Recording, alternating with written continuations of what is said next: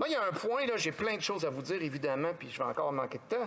Mais il y a un point important que je veux soulever aujourd'hui, Madame la Présidente, c'est le fameux projet de loi C-234 qu'on a accepté au Bloc, on a accepté d'appuyer ce projet de loi-là, même s'il ne s'appliquait pas au Québec, parce qu'il nous semblait raisonnable de donner des crédits aux gens qui produisent la nourriture, entre autres pour le séchage du grain, puis pour certains bâtiments.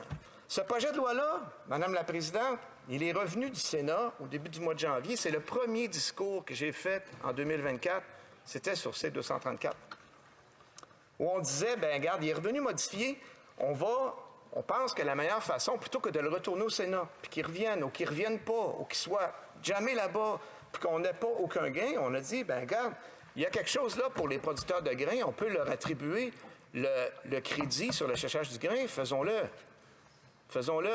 Mais là, je comprends les réactions au départ là, des conservateurs qui ont dit non, on veut le projet de loi intégral, c'est correct, ça fait partie du débat. Mais à un moment donné que le débat est fait, il faut procéder au vote. Là, je vais parler d'hypocrisie, Madame la Présidente.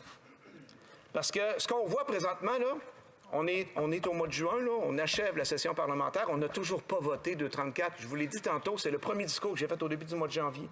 Paraît-il que ça arrive qu'un projet de loi soit bloqué au Sénat?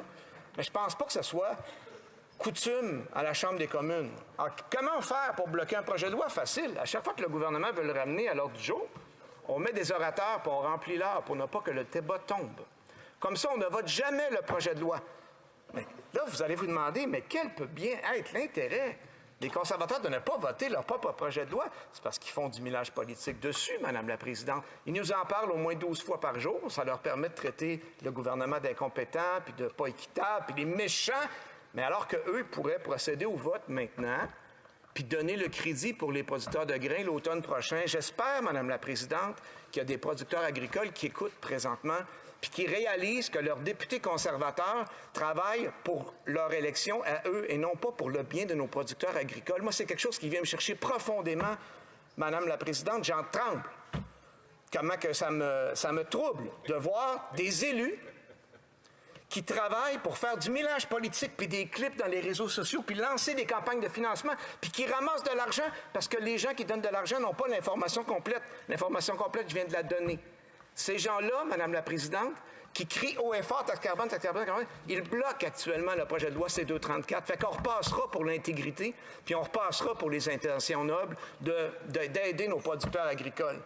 Puis tu sais, quand j'entendais un député tantôt dire « c'est à cause de ça que l'épicerie a augmenté », on sait qu'il y a un paquet d'autres raisons, puis mes collègues l'ont énoncé tantôt, l'impact au Québec, c'est minime. Il y a quand même une grosse inflation. Donc, ça vient d'ailleurs. Puis là, le député se lève pour répondre aux questions, puis il dit « non, c'est la taxe carbone ». Bien, tu peux le dire 12 fois, ça ne sera pas plus vrai. Alors, s'il vous plaît, un peu de rigueur, chers élus. Travaillons sérieusement pour le bien commun. Me semble que ça ferait du bien. Bravo, bravo.